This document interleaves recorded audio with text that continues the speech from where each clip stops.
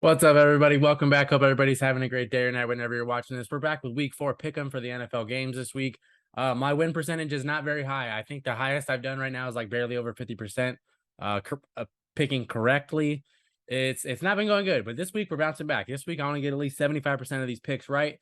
And you got in the comments, let me know if you agree or disagree with my picks and why. But with all that being said, if you're new to the channel, please subscribe. And if you enjoy this kind of content, please like the video. But let's get into my picks and see how bad I can do this week. So the first game we got here is the Minnesota Vikings at the Saints in London. I believe that's where this game is being played because it's 6:30 a.m. and I'm on the West Coast. So the Saints are going to probably be without Jameis. Alvin Kamara's questionable. Michael Thomas is not playing. So the Saints are a little beat up right now. The Vikings, for the most part, are not. I'm going to take the Vikings to pull this game out. Just Justin Jefferson, Dalvin Cook's supposed to be playing. Just kind of like the Vikings more on paper this week. The Saints just have so much to overcome. I do think this will be a good game. I think for the Saints to be close, they're going to have to get a lot of pressure on Kirk. And if they do that, then they'll have a better chance of winning. But if they don't do that, it's probably not going to go very well. So I'm taking the Vikings by probably like 7. And then we got the Browns at the Falcons. I think the Browns will win this game, running the ball down their throat. I think the Nick Chubb, Kareem Hunt kind of thing has been working, and Njoku's been really good as a tight end this year. Maury Cooper's been having a good year. Jacoby's been holding it down a little bit. So I just like the Browns overall more often. I know Myles Garrett's probably not playing because of that car accident, but I think defensively they've still got enough talent to handle Marcus Mariota and company. So I'm going to take the Browns to win this one by, I'm going to say 4. I think that's one of those games. I think it's going to be close. I don't think the Falcons are just going to roll over. I'm taking the Browns. Bills and Ravens, that's going to be a banger of a game. You got, 2 MVP candidates right now, even though we've only played 3 games in Josh Allen and Lamar Jackson. They've been insane. Those guys have been godly this year. Their defenses have been, besides week 2 for the Ravens, has been pretty good.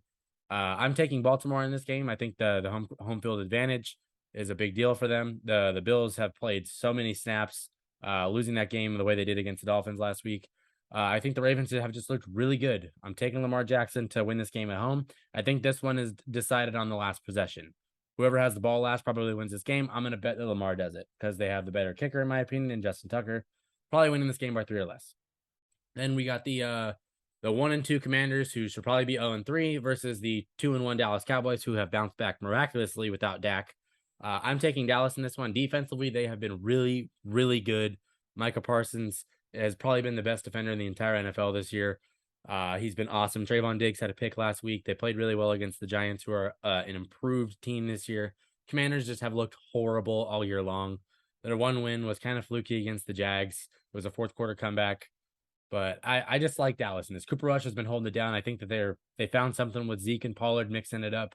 CeeDee Lamb, Noah Brown. They're getting Michael Gallup back. I think Dalton Schultz is back.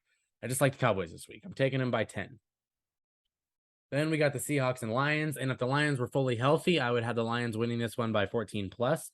But no Amon-Ra St. Brown, no DeAndre Swift. Those are 2 huge losses to their offense. I think this game is going to be I think there's going to be some points scored just because the Lions don't have the greatest defense. So I do think that guys like Metcalf and Lockett have big games, but I'm going to lean towards the Lions. I think that they are an improved team overall. Their coaching is really, really solid this year. Jared Goff has shown with the new OC that they've been using since late last year that they're really strong. I'm going to take the Lions winning this one by, I'm going to say 6. I think this is a close, good game. I think they would win it by more if Amon and DeAndre Swift were playing. So they don't have those guys. We're going to see what they're really made of.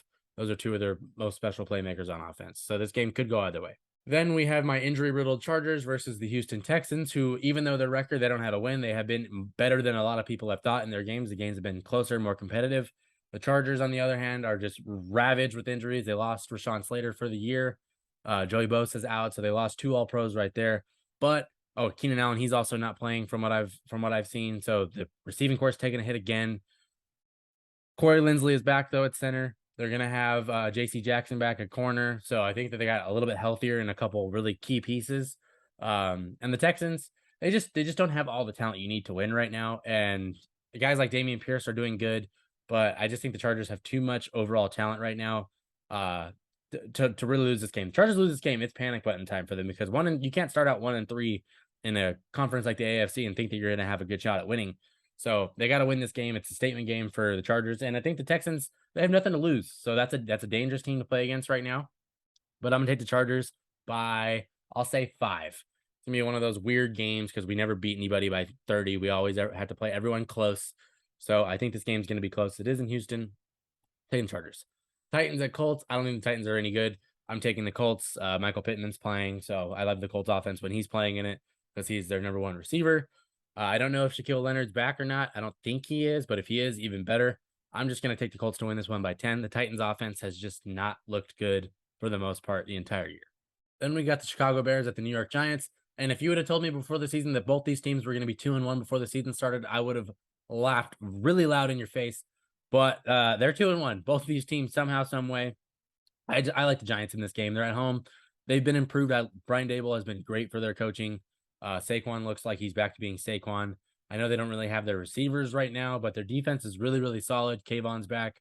Ojulari is back. So I like their defense more. I know Jalen Johnson's missing for the Bears. David Montgomery's missing. He's like their best offensive player. So I'm taking the Giants by 10 in this one. I just like their team more overall for this week. Then we got a game that should be a banger between the Jags and the Eagles. Eagles are my second team. The Jags have been awesome to start this year. They're 2-1. Like I wouldn't have predicted that. I do think that Jalen Hurts has been on like an MVP level this year to start the year, though. And I don't think the Jags have enough to beat a team like the Eagles just yet because the Eagles have so many really good players on both sides of the ball. They're healthy. So I'm going to take the Eagles to win this one by 10. But I do think that, players like Christian Kirk, Trevor Lawrence, Travis Etienne, like some of those guys will have some good games. I think the Eagles have too much overall firepower. Jets and Steelers. I'm taking the Jets in this game. I'm probably in the minority. I just don't like Mitchell Trubisky as a Steelers quarterback. The receivers don't even really look like they like him that much. The O-line it's okay for the Steelers, but I just like the Jets. They're getting Zach Wilson back.